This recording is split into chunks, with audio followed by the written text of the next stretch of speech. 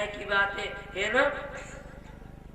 अरे गौओं की रक्षा करने के लिए, गौओं की सेवा करने के लिए हम गोकुल के ग्वाला और गोरस का आनंद लेने के लिए मथुरा के लाला, ये कदापि नहीं होगा।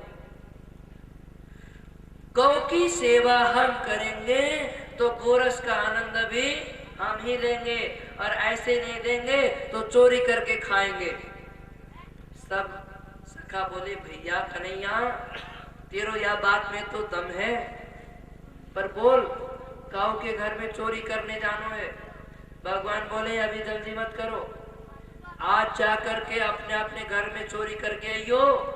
अपने अपने घर में चोरी करने में तुम सफल हो जाओगे तो तुम पक्के चोर माने जाओगे, और विफल हो गए तो बेकार हो गए।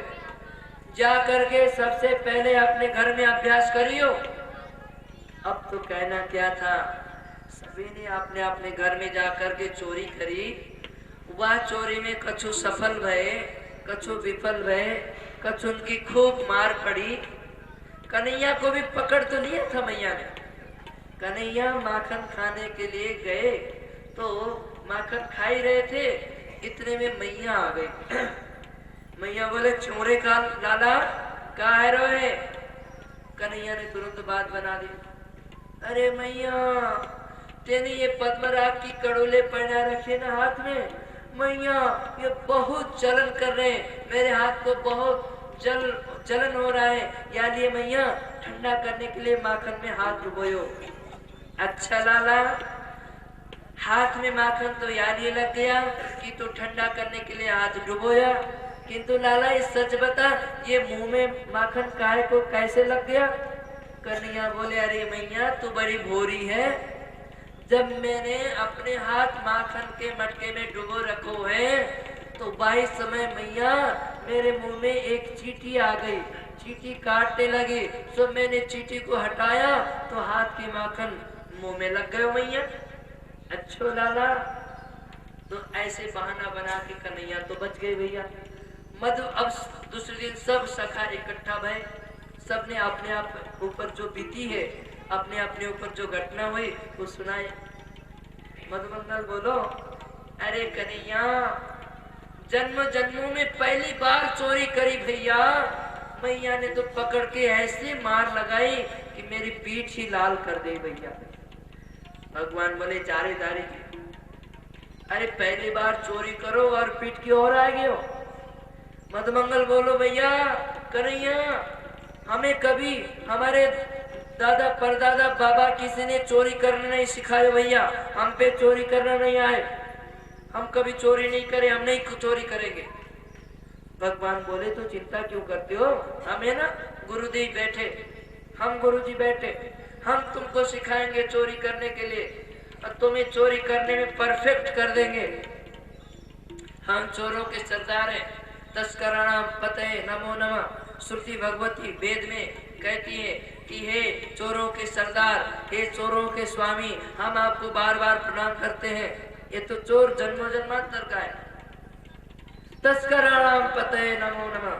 भगवान बोले तुम चिंता मत करो, मैं चोरी करने सिखाऊंगा, आ जाओ मेरे मंडली में भर्ती है जाओ। आज से यह मंडली को नाम रहेगा बाल गोपाल चौर्य विद्या प्रचार मंडल। बाल गोपाल चौर्य विद्या क्या प्रचार मंडल। हम चौर्य विद्या का प्रचार करेंगे, हम आपको चोरी करने में परफेक्ट कर देंगे। अब तो भैया कहना क्या था, सब एक एक करके उस मंडल के सदस्य बढ़ते गए। अब देखो जिस मंडल के महामंडलेश्वर जी महाराज, बोलो जय श्री कृष्ण। कौन है महामंडलेश्वर जी महाराज? श्री कृष्णचंद्र, श्री कृष्णचंद्र यदुराज। आज महामंडलेश्वर महाराज जो है ना, उनकी उम्र कितनी जानते हो?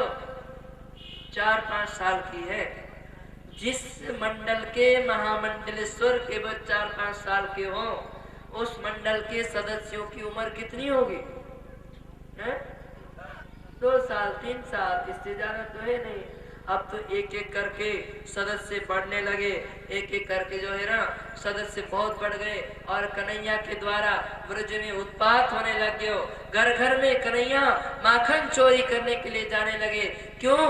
क्योंकि गोपियों की इच्छा होती कन्हैया को माँ यशोदा की स्तनपान करते हुए देख करके, अरे मेरे लाला, ये लाला कन्हैया मेरे घर में भी आता और मेरा भी घर में कूदता खेलता, मेरे घर को माखन खाता, हमको दर्शन नहीं होते। भगवान ने सोचा कि अब इन ब्रजबामाओं को हम इनके ही घर में जा करके दर्शन देंगे, इसलिए बहाना ढूंढी माखन चोरी का और भगवान के द्वारा बड़ा ही उत्पात होने लग गया। नट खट नंद किशोर माखन खा गयो माखन